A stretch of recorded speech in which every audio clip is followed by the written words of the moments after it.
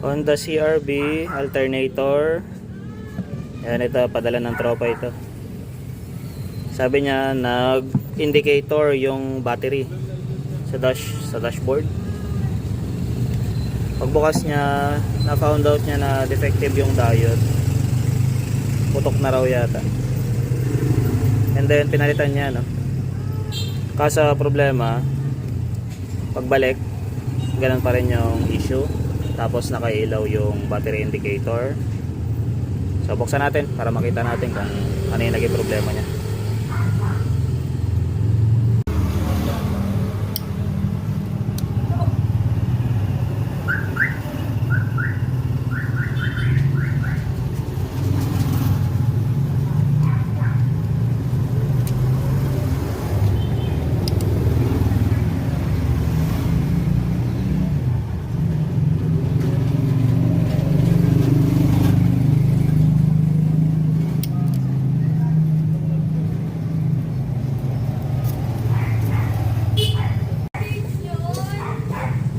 Dali mo muna.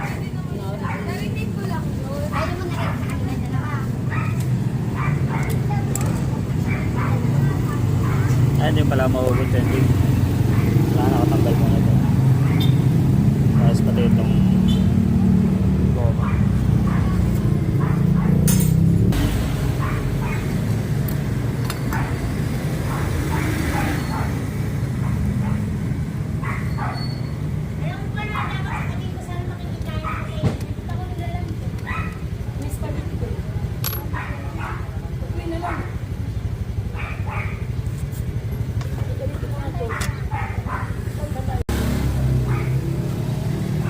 Visual inspection. Yung diode niya bago. Kasi ito ibang tornilyo parang halos umikot na. Try natin tanggalin. Check mo nga kung may mga maluwag dyan.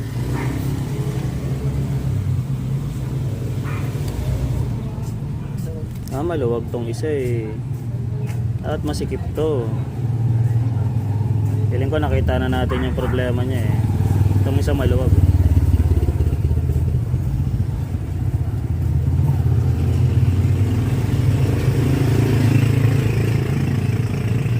At pag mga ganyan, masikip yan. Ito may issue dyan. Hindi natin alam kung lost thread dyan o na paano. Check na lang natin, try natin kalagin.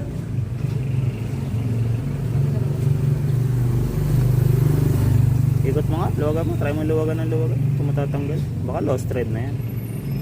Lost thread yata yan. Hindi naman, no? Tanggalin mo nga.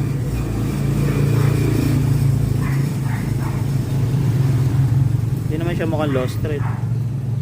Pero hindi pwedeng maluwag yan. Maglolo ko yan. Try mo nga pihitin. Try mo sikipan. Kung masisikipan. Nangyari dyan.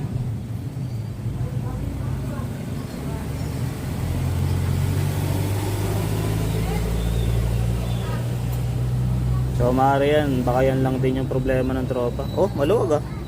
Maluwag. Maluwag, di ba? Ba't ganon? Nasisigipan eh. Nasisigipan eh. Oh.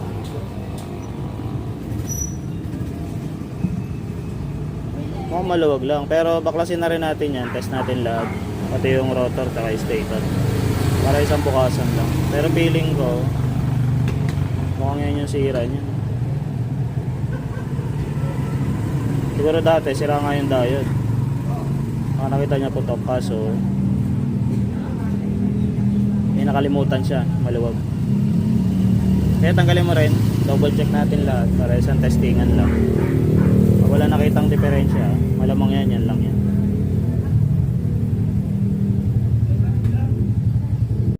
Bugbog sarado na rin yung mga screw niya.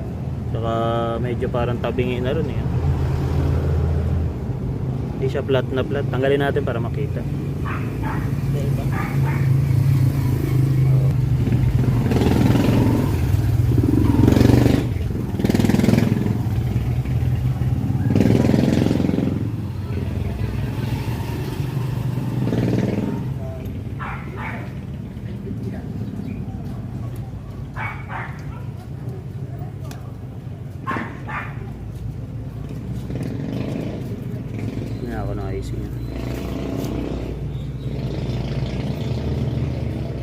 IC niya, regulator, 3 pin.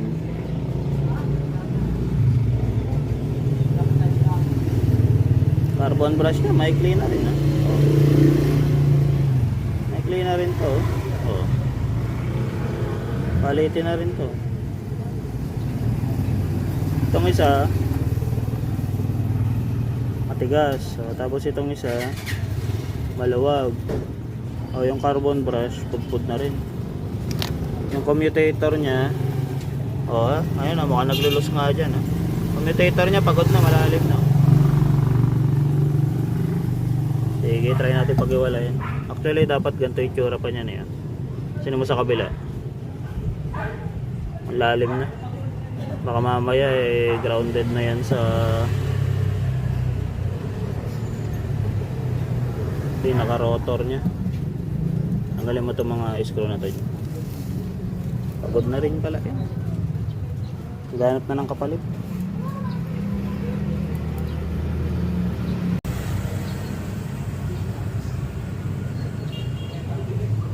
Yun na. Kunin mo na yung tester natin din, Jake. Para ma-testing natin lahat. Ang diode nya mukhang goods naman.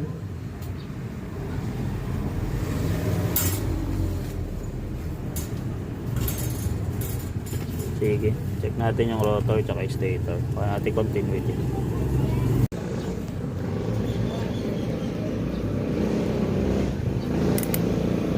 Multimeter.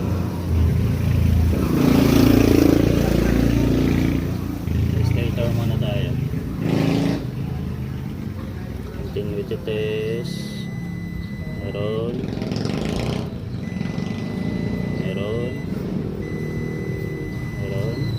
Natin ko grounded.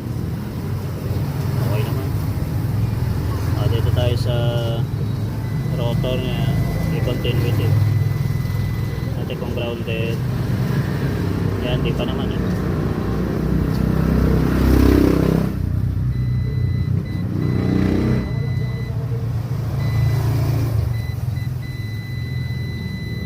So, contact naman siya, bike ko.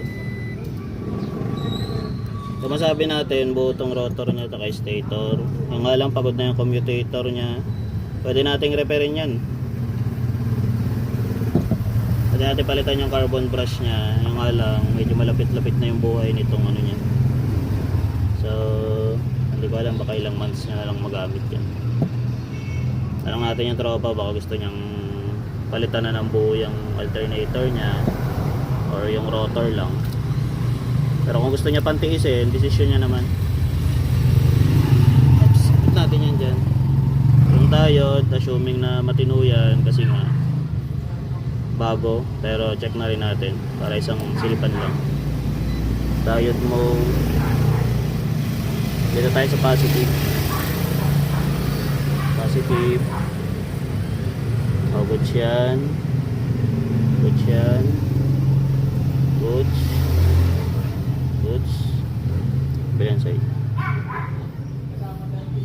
natin ko walang leak kahit bago kasi kung minsan kaka-grounded eh. Matino sa negative tayo. Negative mo, ayan ito sa negative side ng diode nya. Good siya. Good yan. Good yan. Good. Natin kung may leak. Minsan nagkakalik yung mga yan. Wala naman ah.